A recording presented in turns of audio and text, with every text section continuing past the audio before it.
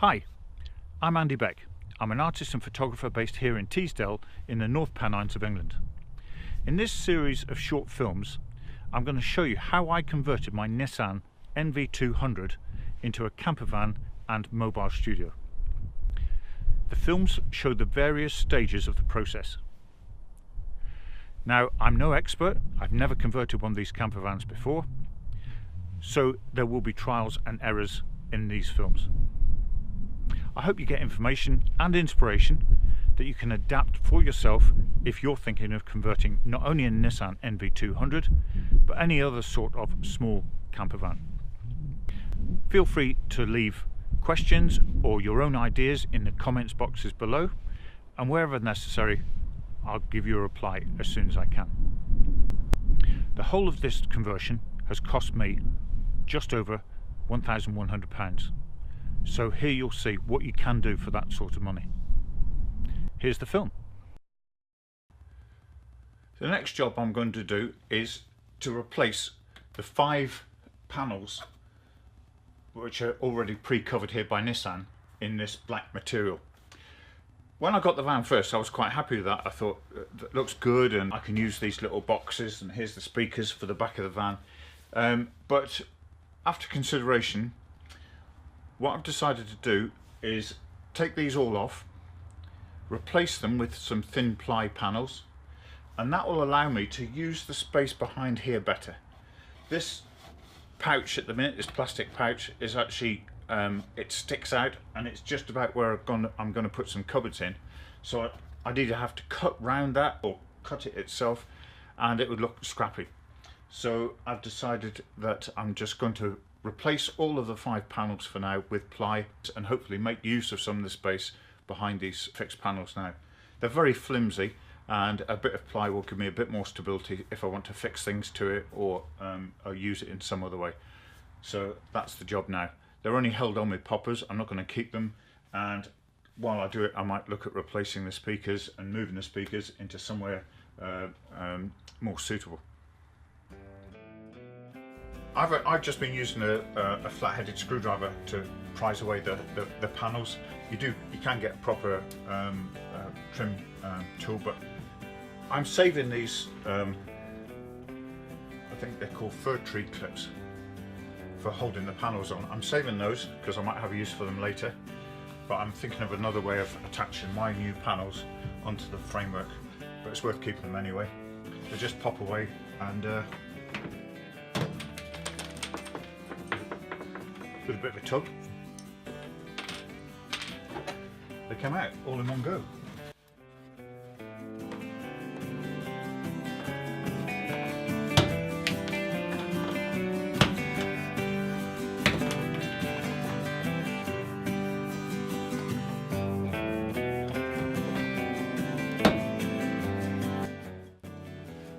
So that's the space that's been revealed by the panel. There's an area here which I could make use of as a little storage space. The speaker is fixed by a bolted plate. Looks quite easy to move if I want to. The speaker is not a problem being there, but I know that when I've got my cushion here during the daytime, the speaker won't be able to be heard. It'd be nice if I had a speaker fitted somewhere, like in this space that was left by the seatbelt holder.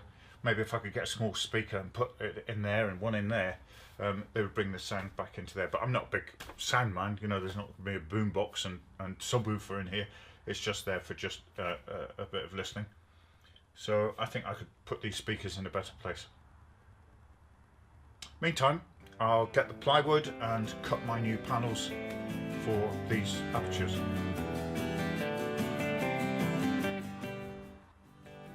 I've laid out the panels on this bit of ply to make the best use of the piece of wood, but I will have some wastage, can't be helped, but I'll keep that to a minimum.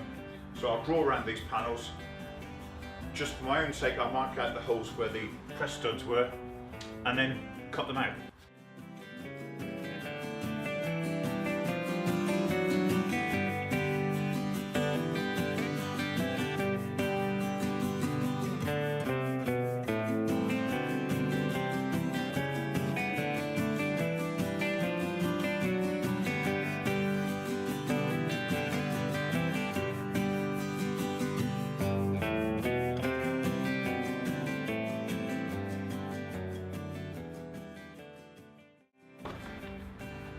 This plastic shelf unit is a little bit awkward to cut round, so if I am right, those will be the right size face to face, so I'll just use this one as a template.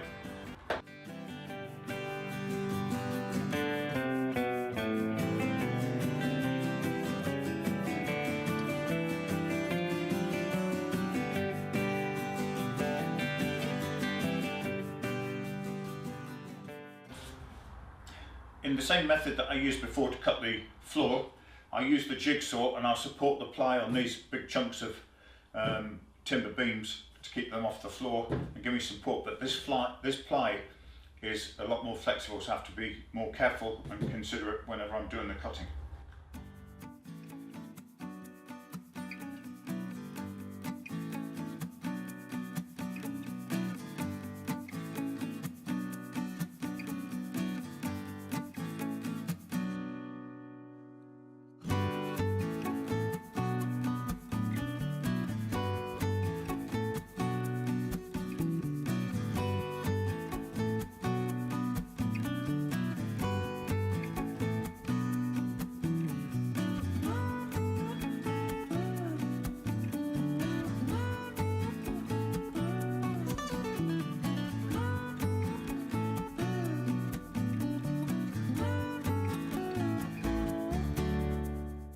That was straightforward, just a case of taking off some of the rough edges now and drilling a couple of holes for them to fit back into the van.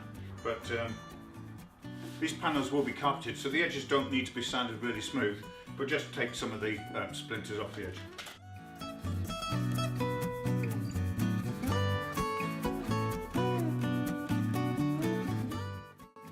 This ply is actually 3.6mm.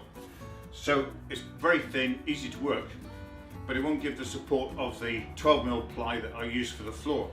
But it is a little bit thicker and more substantial than the very flexible panels that were on the van originally, the Nissan fitted panels. So this will give me a bit more support, and if I want to affix something to them, at least the ply will take a better grip.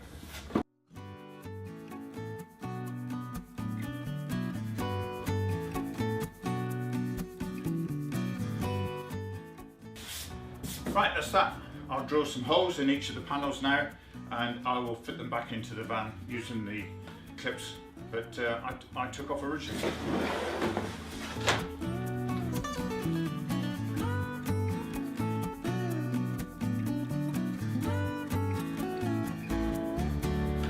I'm only doing 4 holes in each panel because this will be just temporary, and I'll know that they fit and they'll clip into place until I'm ready to carpet them and do whatever I want with them for shaping.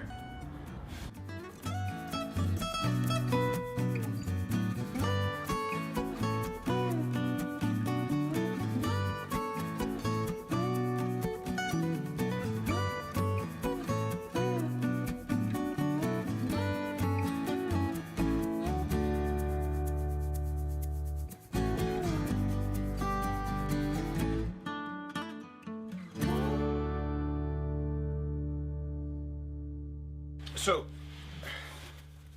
all I'm doing now is refitting the panels back into the apertures using just a couple of clips, and the panels will stay in place until I need to take them out, carpet them or insulate behind. And yeah, it was a simple job, but it'll make a big difference in the end result.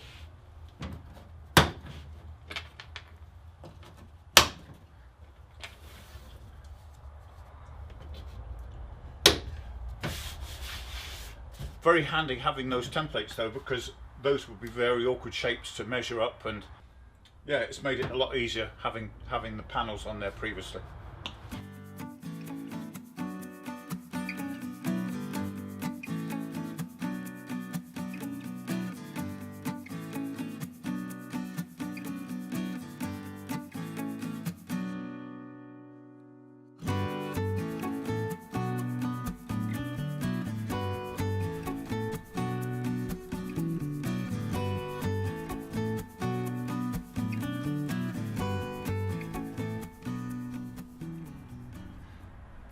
Another panel that I'm going to cut out now in this thin ply is for the ceiling.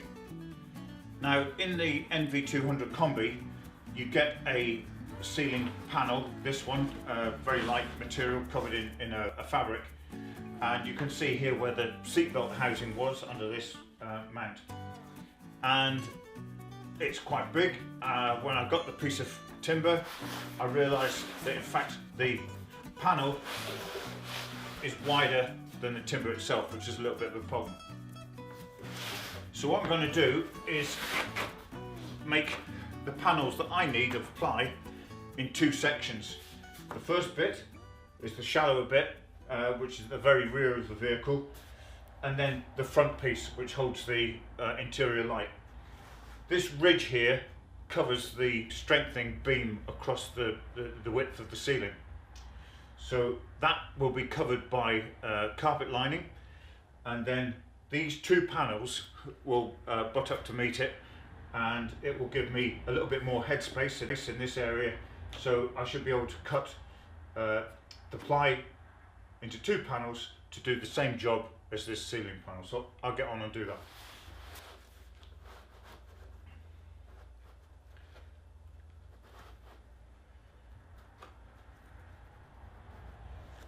It is a little bit contoured in shape, you see it's lifted off the edge here, but hopefully by using this thin ply, the 3.6mm ply, it will have the flexibility to mould round the clip housings and do the job and fit the ceiling nice and flush.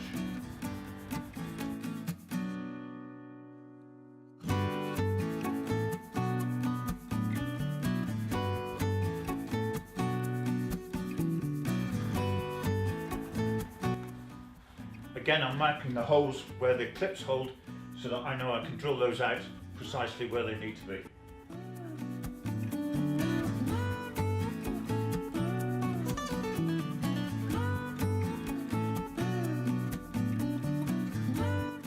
And the timber is just enough width for the front end of the ceiling panel, so it fits on this sheet in one go without any offcuts left.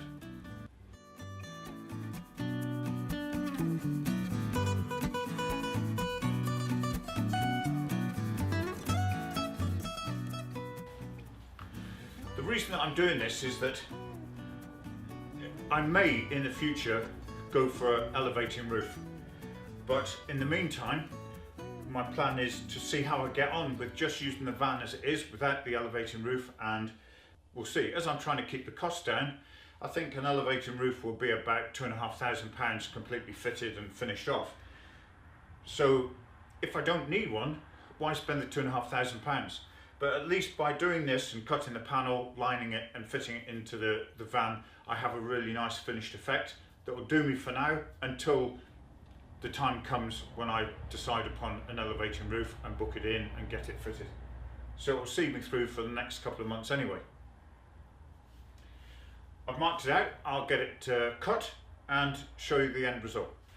Right, I've cut out the two panels and drilled the holes for the clips. So what I'm going to do now is do a bit of a dry run and clip them into place just with a couple of clips for now as a temporary measure, just to check for fit, and put them towards the ceiling. And I'll have to move the interior light, but those will be the two panels. Might take a little bit of adjustment here and there, but hopefully there'll be a good replacement for the manufactured ceiling panel. The good thing about using this 3.6 ply is not only is it flexible, but it's about the same thickness as the original, so there's no worry about the depth of the clips. These will be carpeted, so hopefully there's a bit of leeway for when I put the clips in, that they'll still hold because of the length whenever there's a thickness of the carpet as well as the thickness of the ply. So let's have a look.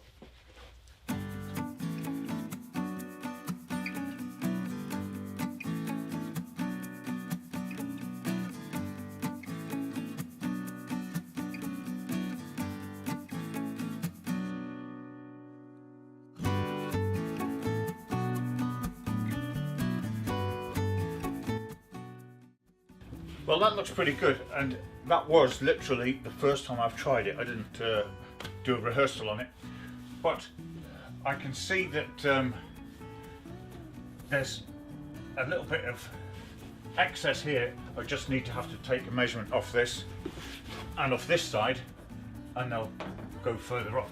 It's all about doing these things, isn't it? You get a fine-tune element in doing any of these, especially for the first time. No one seems to have done it before. I'll just unclip this light now and just unscrew it so that it can go through the housing.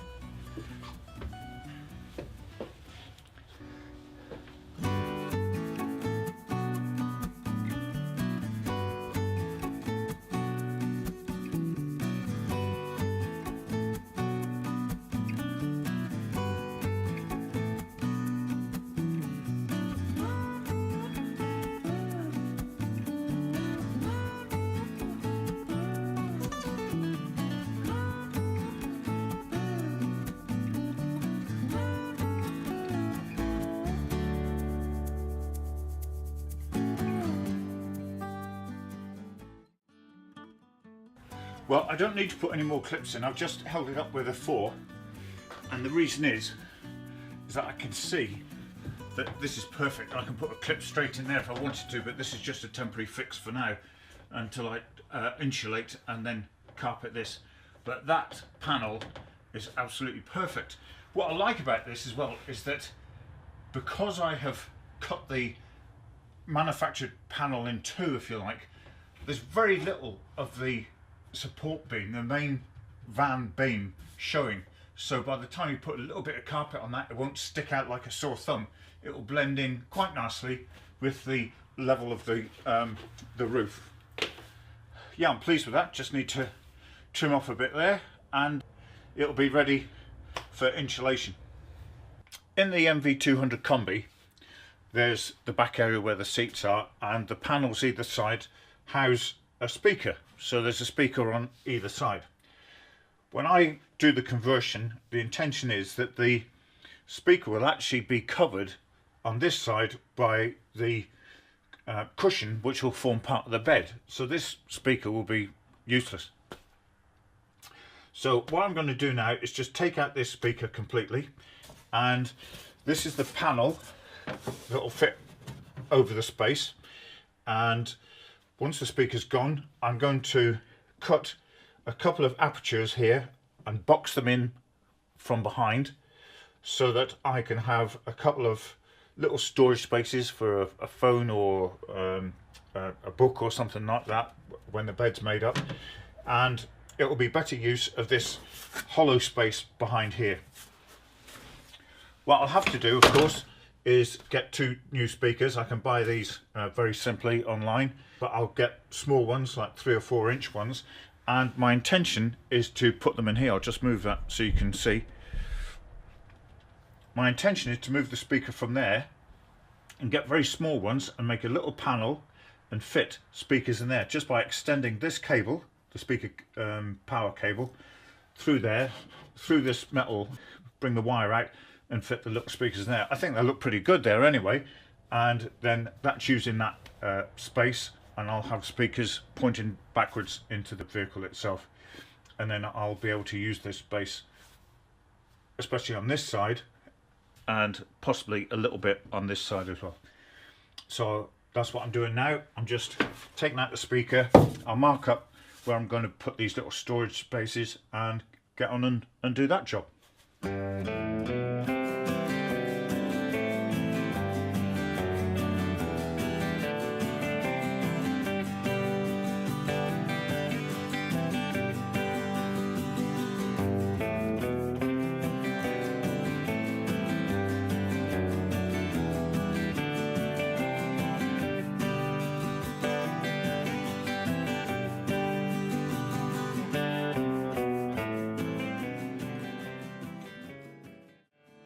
So that's that off. There's a headboard panel goes here, so I'm left with a space of about that width to put a little box storage space in there, and I've got all of this, you know, about 20 centimeters to be able to do a similar sort of design there.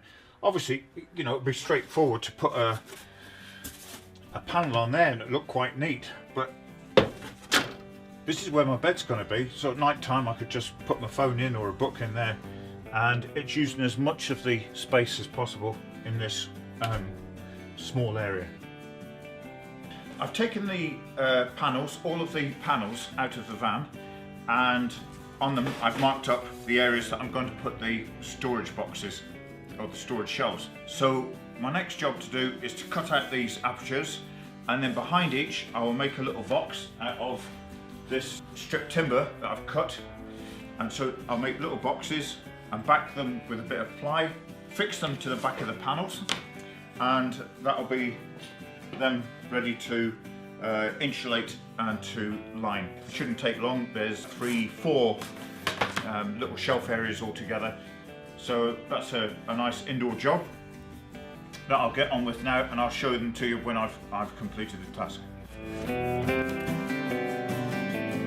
Well, I've made the little storage boxes for the side panels. They're very simple, just little ply and screwed boxes. They don't have to be very neat because this side is going to be carpeted. This is the side that faces the interior of the van, of course, and the back side I'm going to insulate. That'll be the next job. I'm going to put some insulation wrap on the back of all of the panels, and then they'll be carpeted on the front to match the interior of the rest of the van. And these simple little cubby holes will be big enough to put a couple of items in securely and just use the storage space that's behind the panels currently. So good afternoon's work, and next job, on with the insulation.